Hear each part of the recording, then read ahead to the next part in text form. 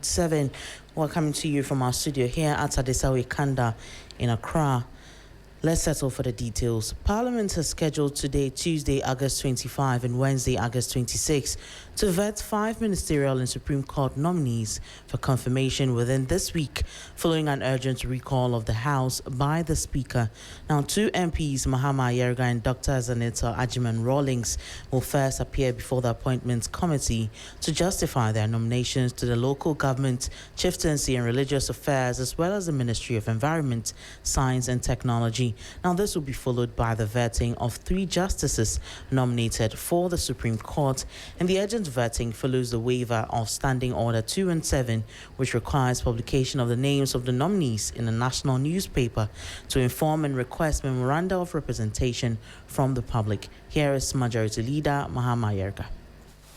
The referrals, when made to the Appointments Committee, should be considered expeditiously, and the requirement of notice in our standing orders when it comes to the consideration of nominations to ministerial portfolios should be waived for the 2 ministerial nominees that His Excellency has communicated to this House, and the 3 Supreme Court nominees that His Excellency has made, which you have communicated to this House.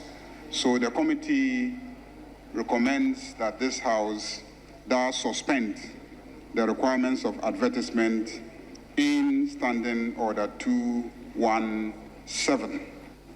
Meanwhile, Minority Leader Alexander Afenyo-Markin has sued CEO of the Gold Board and 2 media houses for allegations of extortion against him. The Office of the Special Prosecutor says it has received 3 petitions concerning the allegations, with one of them jointly submitted by 2 individuals, while 2 others were filed separately by different petitioners, all relating to the allegations. Speaker, in the face of the allegations of extortion leveled against me, I have chosen to take high moral ground by submitting myself to the processes of the law. I have accordingly caused writs to be filed in suit number GT 1029/2026, entitled Osahin Alexander Afenyo-Markin versus Samuel Edujemfi and Multimedia Group Limited at the Accra High Court. On the same matter, Deputy Minority Whip Jerry Ahmed says his side is making a case for an ad hoc committee to investigate the matter. An ad hoc committee can bring in very independent people. It must not be just respectfully members of parliament. It can bring in someone, for instance, an auditor general to be a part of the process. It can be someone who is into gold business, who has a lot of capacity and knowledge on activities of gold. It can bring somebody who is dealing with forest. And these are the issues. So an ad hoc committee does not necessarily mean that, or we don't need a committee directly from Parliament, whether the standing committee or whatever committee or the select committee, which is already a part of Parliament. But Executive Director of the African Center of Parliamentary Affairs, Dr. Rashid Rahman, says an eminent committee of non-MPs and MPs will be ideal. I will go beyond an ad hoc committee of Parliament and say, maybe let's have parliamentarians and maybe a few eminent Ghanaians. And I've seen in some countries where parliamentary committees like the PAC are even made up of people who are not members of parliament because of how serious they take public money and how it is handled. I don't think anything stops us if parliament is minded to amend its own rules so that others can join members of parliament to go to the bottom of this, so that at least whatever report that comes out, Ghanaians would have confidence in that report. You see, what we are dealing with also is the fact that, right now, Parliament is split.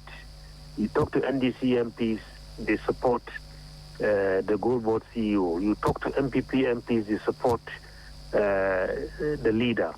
Now, if you bring a committee together that is made up of these two sides alone, I think you are going to continue to have the same argument. And anti-grafts campaigner Edem Senanu says as many groups as possible should be mandated to investigate the matter to provide different perspectives to it. Well, I'm fond of saying that, multiple groups investigating is a good thing. Even in the U.S., you find that you have different departments, FBI, DOJ, all investigating matters. So if Parliament wants to investigate, that's fine. OSP, if it will fall under its mandate, they are likely to give us different angles of the same issue. So I would say that let's have different groups looking at it so that we get a much more comprehensive understanding of what has transpired.